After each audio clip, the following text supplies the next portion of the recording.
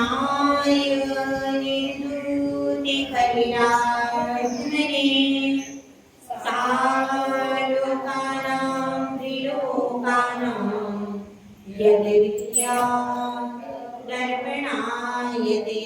पंच परमेश्वरी भगवान की एक हजाराक्षी कुंतुनाथ भगवान की परम पूज्य आचार्य श्री आदि सागर महाराज की, आचार्य श्री महावीर कीर्ति महाराज की, आचार्य श्री विमल सागर महाराज की, आचार्य श्री डबल सम्राट सरस्वती सागर महाराज की, आचार्य गुरुवर सुंदर सागर महाराज की, अहिंसामय विश्व धर्म की, जिनवाणी माता की।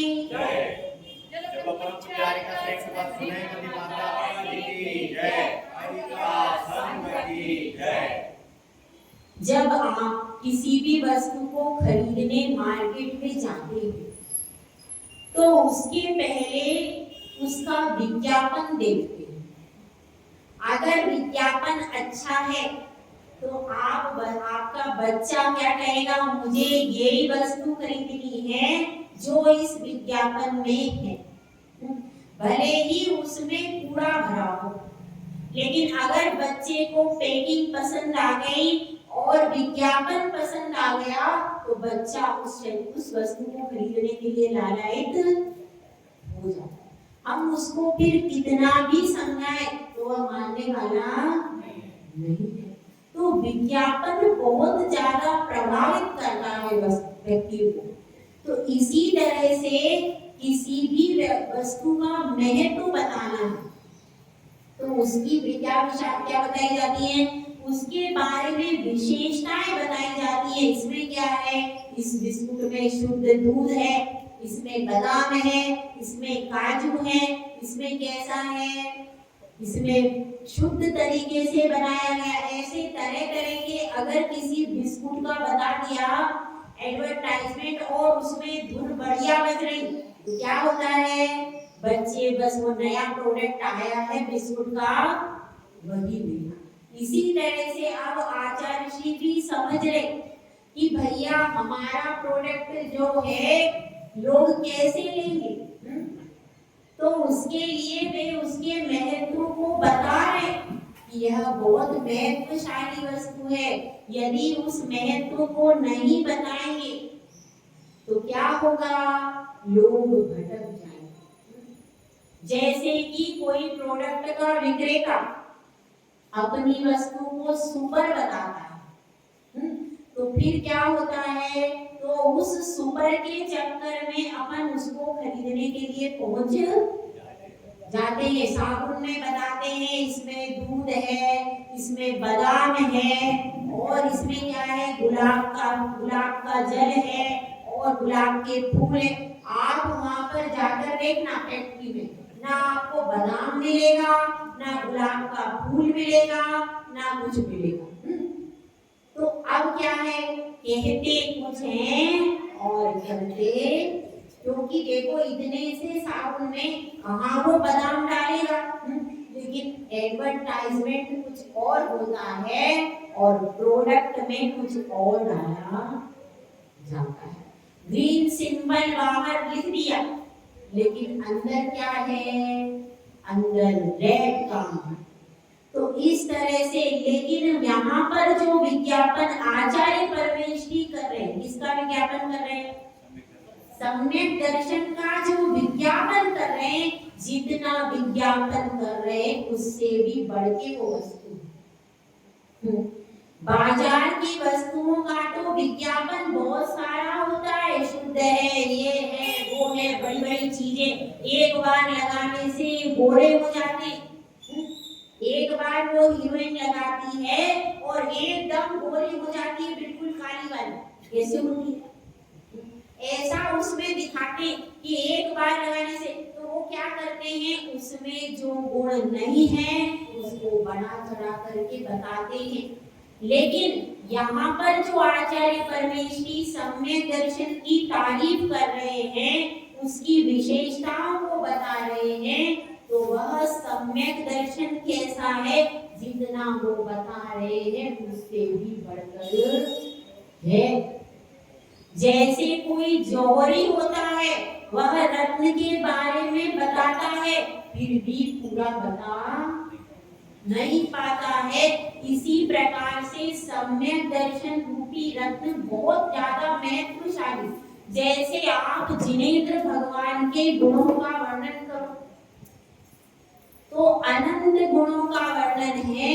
सोदर में इंद्र भी चाहता है तो अनंत गुणों का वर्णन साक्षात बृहस्पति भी जो होता है वह भी वर्णन नहीं कर पाता। तो सम्यक दर्शन की भी महिमा अचिंत्य महिमा है। जिस महिमा का गान आचार्य परमेष्ठी भी नहीं कर पाते, फिर भी वो अपनी प्रज्ञा के बल और अपने ज्ञान के बल से आप सबके लिए इतनी मेहनत करके लिख रहे हैं। इतनी मेहनत है। आचार्य समंतभद्र स्वामी ने श्रावकों की दृष्टि से इतना बड़ा श्रावकाचार लिखा, इसके बदले में वे अपना ध्यान कर सकते थे कि नहीं?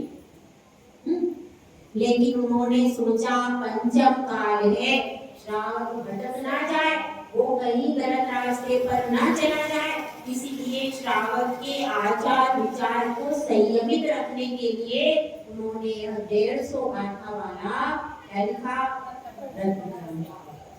तो अब वे विज्ञापन कर रहे कि भाई ये ओरिजिनल माल है, इसमें ये विशेषताएं हैं, तो इसको आप स्वीकार करो, इसको आप अपने भीतर, और यह आपको कहीं खरीदने नहीं जाना।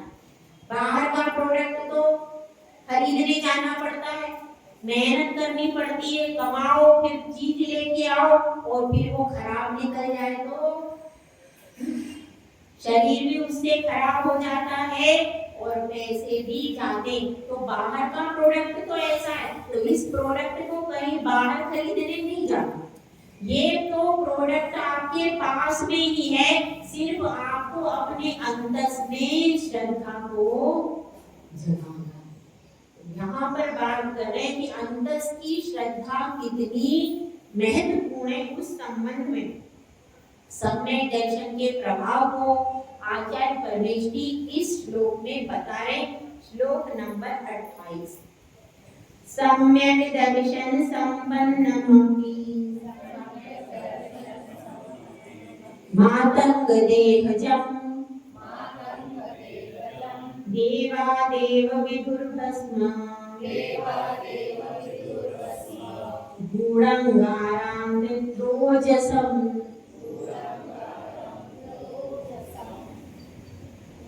सम्यक दर्शन से संपन्न भी इसमें बताया गया है कि सम्यक दर्शन एक रत्न है, और अगर वो राख के अंदर भी रहता है तो भी अपनी चमक से क्या करता है, जैसे ही राख को हटा देते हैं वह अपनी चमक से सबको प्रकाशित कर देता है। क्या लिखा है? सम्यक दर्शन से संपन्न होने के बाद मातंग देहजम, मातंग देह का अर्थ क्या है? चांडाल का पुत्र। देहजम का अर्थ होता है पुत्र, जिसका देह से जन्म हुआ। तो मातंग का अर्थ क्या होता है? चांडाल। चांडाल का जो पुत्र था देवादेव विदुर्भस्मी, उसको देवों ने क्या कहा कि भस्म से गुणागार, गुणागार यानी अगर आपने कभी चूल्हे पर रोटी बनाई अथवा सिगड़ी को देखा हो, ये तो सब माताओं ने देखा ही होगा, नए लोग तो कम ही है। तो उसमें सिगड़ी पर जब अपन रोटी बनाते हैं तो अंदर क्या करते हैं, अंदर जो कोयला रहता है वह थोड़ा थोड़ा सुलगता है। तो कभी कोई लोग उस पर अमरूद आदि भी रख सकते हैं कि नहीं, कुछ भी ऐसी चीज उस पर रख देते हैं तो वह भी वहां पर अच्छे से भुन जाता है। तो इसी तरह से यहाँ पर कह रहे हैं कि जैसे कि अंगार होता है, अंगार के ऊपर भस्म है लेकिन फिर भी उसमें गर्मी तो आग तो है, राख के अंदर छुपा हुआ अंगार है, फिर भी यदि हम नीचे, ऊपर तो अग्नि है, ऊपर तो रोटी आदि बन रही है सिगड़ी पर, ऊपर तो दिखाई दे रही लेकिन नीचे दिखाई नहीं दे रही, फिर भी यदि हम उसमें अमरूद या ऐसी कोई वस्तु डाल देते हैं अंदर तो वह भी सीज जाता है। क्यों? क्योंकि भले ही वह अंगार है और राख से ढका, पर अंदर तो अग्नि है। तो इसी बात को यहाँ पर कह रहे हैं गूढ़ांगार। गूढ़ांगार मतलब जो अंगार गूढ़ है, किसी को दिखाई, और ऊपर से क्या दिख रहा है? राख ही दिख रही है। ऊपर से अंगार भी दिख रहा है, क्या दिख रहा है? राख दिखाई दे रही है। लेकिन इसी प्रकार से यहाँ पर उदाहरण दिया है चांडाल का पुत्र, जो कि बाहर से कैसा था? उसका कुल भी शुद्ध नहीं था, जाति भी शुद्ध नहीं थी, और कार्य को शुद्ध था ही नहीं। तीनों चीजें शुद्ध नहीं थी, लेकिन उसने सम्यक दर्शन को प्राप्त कर लिया। तो सम्यक दर्शन रूपी ज्योत उसके अंदर में जल गई, इसलिए वह ऐसा हो गया जिस तरह से गूढ़ांगार होता, जिस तरह से अग्नि होती है अंदर और ऊपर से राख होती है, उसी की उपमा दी है। किसको? चांडाल को। क्यों? क्योंकि अग्नि जो है उसको सम्यक दर्शन बताया। अग्नि को किसकी उपमा दी यहाँ पर? सम्यक दर्शन रूपी अग्नि है, वह प्रभावी है और ऊपर से राख से ढका हुआ है। तो इसी तरह से वह चांडाल है, उसके शरीर में कोई गुण नहीं है क्या? कोई गुण नहीं, लेकिन वह उसमें अग्नि प्रज्वलित हो गई, श्रद्धा की अग्नि प्रज्वलित हो गई, और उससे मिथ्यात्व क्या हो गया? मिथ्यात्व उससे जल गया। इसलिए उसको क्या कह दिया कि गूढ़ांगार है। यह वह अंगार है, बाहर से कोई चांडाल का शरीर देख करके घृणा ही करेगा, उसकी प्रशंसा नहीं करेगा। लेकिन अब यह किसको पता है कि इसके अंदर सच्ची श्रद्धा की अग्नि जल रही है। तो जिस प्रकार से छिपा हुआ अंगार होता है, उसमें अंदर शक्ति है कि वह जला सकता है, पका सकता है, उसी प्रकार से वह चांडाल है, उसमें अंतरंग में शक्ति है। किस चीज के लिए?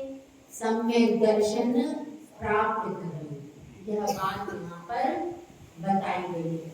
तो यह कहानी थोड़ी सी सुन लेते। चांडाल की कहानी आपने सुनी होगी पहले, फिर एक बार सुन लेते। सुनी है सबने चांडाल की कहानी? और भी सब लोगों ने नहीं सुनी होगी। तो देखो, यमपाल नामक एक चांडाल था। वह चांडाल किसी मुनिराज के पास पहुंचा दूर से, क्योंकि जंगल में कहीं उपदेश दिया होगा मुनिराज ने, तो उसने सुन लिया। सुन करके उसको लगा कि अहिंसा परमो धर्म, यह तो बहुत बड़ा धर्म है, जीवों की हिंसा करना तो अच्छा काम नहीं है, पर मैं क्या करूं, मेरा तो व्यवसाय है, मुझे तो राजा के यहाँ जाना पड़ता है और वहां पर सूली पर चढ़ाना ही पड़ता है, वध करना मेरा काम ही है, तो मैं क्या करूं। तो अब वह क्या करता है, फिर भी सोचता है। तो गुरुदेव कहते हैं भाई तुम एक दिन का त्याग कर दो।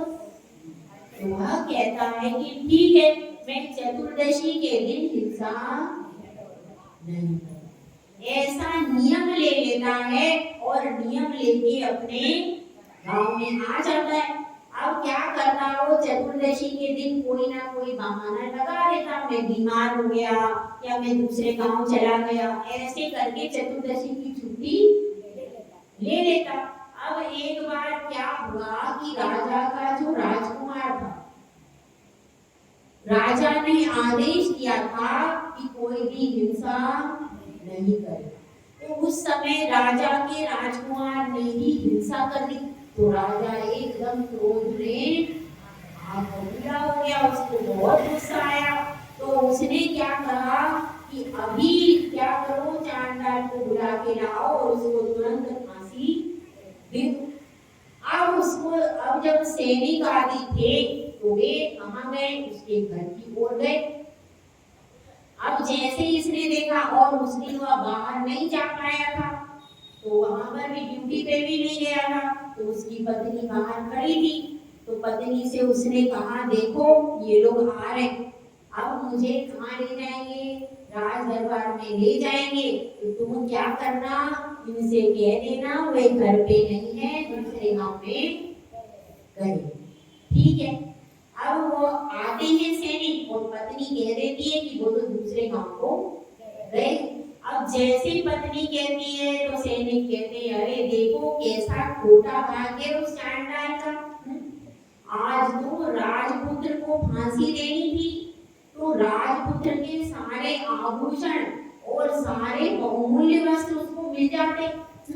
अरे उसका तो भाग्य भी। तो अब पत्नी सुनती है तो उसके लालच आ जाता है, मुंह में पानी आ जाता है, देखो मुझे तो जेवर मिलने वाले।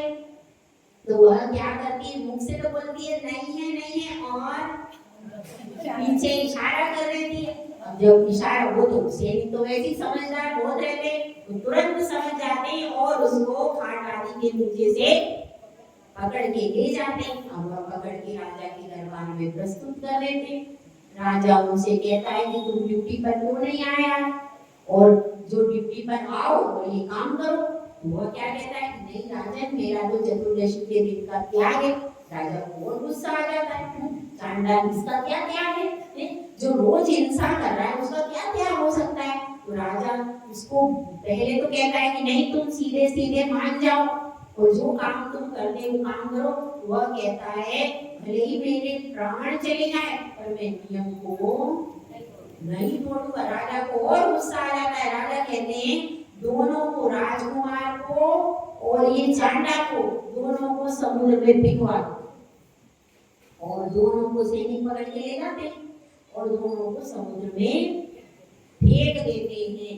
अब क्या होता है, राजकुमार ने तो हिंसा की थी, उसका तो अपराध था, तो जैसे ही समुद्र में उसको फेंकते हैं जीव जंतु आदि तुरंत उसको निकल जाते हैं।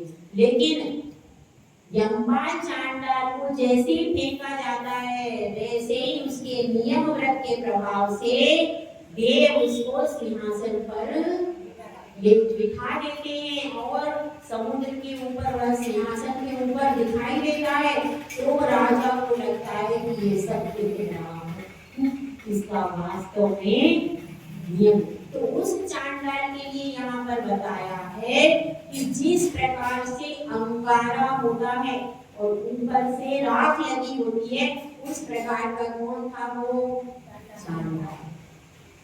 तो इससे क्या शिक्षा मिलती है हमको, इस कहानी से यह शिक्षा मिलती है कि कोई हीन कुल का तो उसका कभी तिरस्कार नहीं। हो सकता है आप पीछे रह जाओ और वह आगे निकल जाए, ये भी नहीं। लेकिन अगर कोई हीन कुल का है तो मंदिर में उसको मर्यादा से ही रखना चाहिए। ऐसा भी नहीं है कि मर्यादाओं का उल्लंघन करो, ये भी नहीं है। उसकी जितनी सीमा है उस सीमा तक वह चलता है, लेकिन उसके अपन अपनी मर्यादाओं का, मंदिर की जो मर्यादा है, मंदिर की जो शुद्धि है, उसका भी ध्यान रखें, साथ में उसका अपमान न हो, इसका भी ध्यान रखना। तो इस तरह से क्या बात चल रही है, नीच कुल का व्यक्ति भी अगर चाहे तो सम्यक दर्शन को प्राप्त कर सकता है। फिर हमारी आपकी दो बातें भी क्या है, जब इतने नीच और पापी व्यक्ति भी सम्यक दर्शन को प्राप्त करके स्वर्ग में चले जाते हैं, तो फिर जो कि उच्च कुल में उत्पन्न है, जिन्होंने जन्म से जिनको पाया है, यदि वे आराधना करेंगे सम्यक दर्शन की तो इनको क्या नहीं मिलेगा। ऐसा समझना चाहिए। मतलब सम्यक दर्शन के महत्व को बता रहे हैं कि नीच कुल या हीन कुल का व्यक्ति भी सिंहासन पर आरूढ़ होकर के बंदनीय हो गया। किसके कारण, सम्यक दर्शन के कारण। यहाँ पर सम्यक दर्शन की महिमा को आचार्य परमेश की बताए और इनका विज्ञापन, इनका एडवर्टाइजमेंट कैसा है, असली एडवर्टाइजमेंट है, नकली वाला नहीं है। बाजार का तो सारा नकली होता है, लेकिन ये क्या है, यह असली विज्ञापन है सम्यक दर्शन का। प्रेरणा दे रहे हैं, समझा रहे हैं कि सम्यक दर्शन को प्राप्त करो और संभाल करके रखो। अभी एक और बात यहाँ पर कह रहे हैं कि धर्म का फल क्या होता है। अभी तक तो ये बात चल रही थी, अब धर्म के द्वारा इसका कौन उन्नति को प्राप्त हो जाता है, इस बात को यहाँ पर बताते हैं। स्वापि देवोऽपि देवाः स्वजायते धर्म किल्बिषाम् पापिनां भवेदन्यः सम्पद्धर्मा शरीरिणाम्। धर्म के प्रभाव से कुत्ता भी क्या बन जाता है, देव बन जाता है, और अधर्म के प्रभाव से देव भी कुत्ते की पर्याय में आ जाता है। यहाँ पर यही बता रहे, स्वापि देवो की, यानी कुत्ता भी देव की पर्याय को प्राप्त होता है। और देवाश्व, जो स्वर्ग का देव था, वो अब क्या बन जाता है, कुत्ता बन जाता है। किससे, धर्म के प्रभाव से। पापिनां भवेदन्यः सम्पद्धर्मा शरीरिणाम्, इसलिए धर्म को प्राप्त करो। अधर्म का आश्रय लेने से कैसे होती है दोनों घटनाएं। पहली घटना तो आपको पता ही है, जीवंतर कुमार की घटना है कि यज्ञ की बहुत बड़ी महाअर्चना चल रही थी। उस महाअर्चना में हवन हो रहा था और बहुत सारी सामग्री लाई गई थी। वो बहुत सारी फल, दूध आदि सामग्री ला करके रखी थी और महाअर्चना की तैयारी हो रही थी। उसी समय एक कुत्ता आकर के उसको खाने लगता है सामग्री को। जैसे कुत्ता उस सामग्री को खाने लगता है तो जो ब्राह्मण आदि थे उनको बहुत गुस्सा आता है, पंडितों को। तो पंडित उसको इतना मारते हैं कि उसके प्राण ही बिल्कुल निकलने को हो जाते। कैसी स्थिति करने, अब जीवंतर कुमार उधर से निकल रहे थे, जैसे ही उनकी दृष्टि पड़ती है तो उनको दया आ जाती है। देखो यह प्राणी है, वो अंत समय तक पहुंच रहा है, लेकिन उसको रोक लेते हैं, सबको वहां से हटा देते हैं जीवंतर स्वामी और कहते हैं सब लोग यहाँ से हट जाओ, आप लोगों को दया नहीं आती है। वह जीव तो अज्ञानी है, उसको तो पता ही नहीं है कि ये यज्ञ की सामग्री है, उसको तो सिर्फ भोजन दिख रहा था, उसको तो कुछ, वो तो अज्ञानी है। लेकिन आप लोग तो ज्ञानी हो, आपको तो समझ में आता है कि ये जीव है, इसको इस तरह से बेरहमी से क्यों पीट रहे हो। और सबको जीवंतर कुमार हटा देते हैं और कुत्ते को अपनी गोद में लेते हैं और उसको नमोकार मंत्र सुना देते हैं। अब देखिए, अब वह कुत्ता बिल्कुल अंतिम घड़ियां गिर रहा था, अंतिम घड़ियां। अब अंतिम घड़ियों में उसने नमोकार मंत्र सुना, लेकिन जब सुन रहा था तब एकाग्र हो गया। उसने विकल्प छोड़ दिए, एकाग्र होकर के केवल पंच नमस्कार मंत्र सुना। उसने जीवन में कोई दूसरा धर्म किया क्या उस कुत्ते ने? पंच नमस्कार की कितनी महिमा है कि उसने केवल एक बार सुना और सुन करके वह मरण को प्राप्त हो गया। अब वह तुरंत ही यक्ष बन गया, सुदर्शन यक्ष बन गया। और वह यक्ष बनते ही उसको याद आता है कि मैं कैसे यहाँ तक आया, तो तुरंत अवधि ज्ञान से जान लेता है कि यह तो जीवंतर कुमार का महान उपकार है कि मुझे मरते समय नमोकार मंत्र सुनाया। और उन्होंने उस उपकार को स्मरण में रखा। और जब काष्टांगार उनको मारने के लिए आ जाता है, जब सजा सुना देते हैं, ये चक्र चूड़ामणि में आता है, काष्टांगार जब उसको पकड़ करके शूली पर ले जाया जा रहा है, उस समय पर वह क्या करता है, वह स्मरण करता है सुदर्शन यक्ष का और यक्ष उसको गायब कर देता है। शूली से ही जीवंतर कुमार गायब हो जाते हैं। तो जाकर के सबसे पहले अवधि ज्ञान से क्या करता है, अवधि ज्ञान जैसे ही होता है पहले जाकर के जीवंतर कुमार को कहता है कि आपका बहुत बहुत उपकार है कि मेरी आपने पंच नमस्कार मंत्र सुनाया जिसके प्रभाव से मैं यक्ष बन गया और अब मैं जिन धर्म की आराधना कर रहा हूँ, ये आपका उपकार मैं कैसे चुकाऊं? तो आप बताइए आपका उपकार कैसे चुकाऊं? तो जीवंतर कुमार कहते हैं जब मैं याद करूं तब आना, ऐसा कहते। तो वह याद भी करता है, तब भी वो जब बुलाते हैं उस समय पर जब काष्ठांगार उनको सूली की सजा देकर ले जा रहा था, जैसे ही याद करते हैं वह उपकार का बदला कि आपने मेरे प्राण बचाए, मैं आपके प्राण।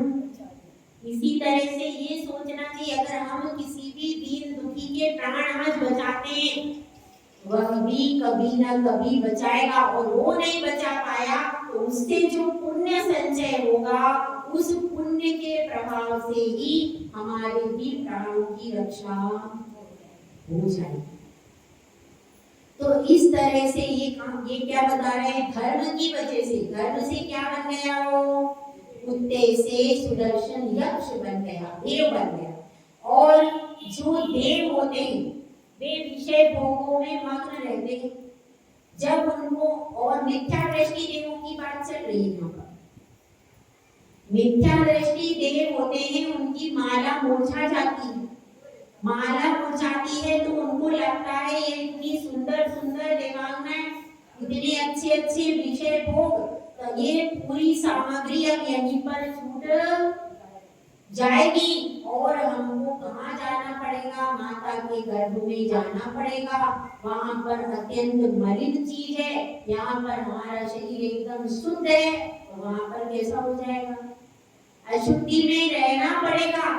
इस तरह से ग्लानि करते हैं, संक्लेश परिणाम कर लेते हैं, उस संक्लेश परिणाम से वो कभी एकेंद्रिय बन जाते हैं, कभी त्रियंश गति को प्राप्त, क्यों, संक्लेश परिणाम के कारण।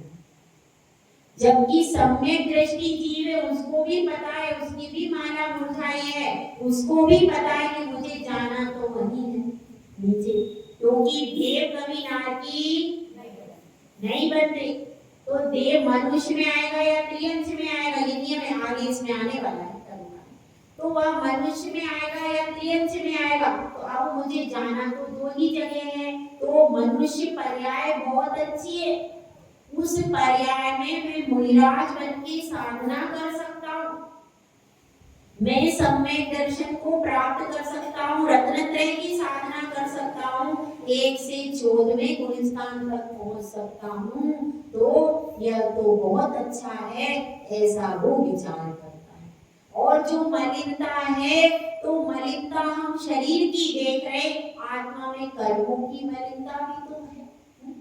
तो उस मलिनता को यदि दूर करना है तो मनुष्य पर्याय से अच्छी कोई पर्याय नहीं है। ऐसा वह सोचता है, कब मैं मुनि बनूं, कब रत्नत्रयधारी बनूं, कब मैं जंगल में जाऊं, ऐसी भावना किसकी होती है, सम्यक दृष्टि की। तो वह तो जन्म लेता है, अच्छे ऊंचे घर में जन्म लेता है राजा रानी के यहाँ, और वहां पर विद्याशाली होकर के और वहां जो दीक्षा लेकर आत्म कल्याण कर लेता है। लेकिन जो संक्लेश परिणाम करते हैं, एक केंद्रीय आदि में और कुत्ता बिल्ली आदि त्रियंश में भी उत्पन्न हो जाते हैं। इसलिए यहाँ पर महिमा बताई है कि सम्यक दृष्टि बनो। यदि सम्यक दृष्टि बनोगे तो आपकी जीवन में सारी चीजें कैसी हो जाएंगी, सम्यकता की श्रेणी को प्राप्त हो जाएंगी। एक सम्यक रूपी रत्न यदि आपके पास में है तो उस सम्यक रूपी रत्न से आप हर वस्तु को खरीद सकते हैं। और खरीदना क्या है, क्योंकि सम्यक दृष्टि जीव तो चाहता एक ही चीज है, क्या, कि भाव भाव में हे भगवान आप ही मुझे मिलो, आपका ही साथ चाहिए। जिनेंद्र भगवान मिले, निर्रक्त गुरु मिले, जिनवा भगवानी माता में यह चाहता है, वो भोगों की संपत्ति तो मिथ्या दृष्टि मांगता है। भोग और संपत्ति कौन मांगता है? मिथ्या दृष्टि। वह तो सम्यक दृष्टि तो भगवान की भक्ति चाहता है, और उस भक्ति से ही उसको अपने आप सब कुछ मिल जाता है। इसलिए हमको भी आराधना सम्यक दर्शन की करना चाहिए। जय बोलो आचार्य श्री सुंदर सागर महाराज की जय।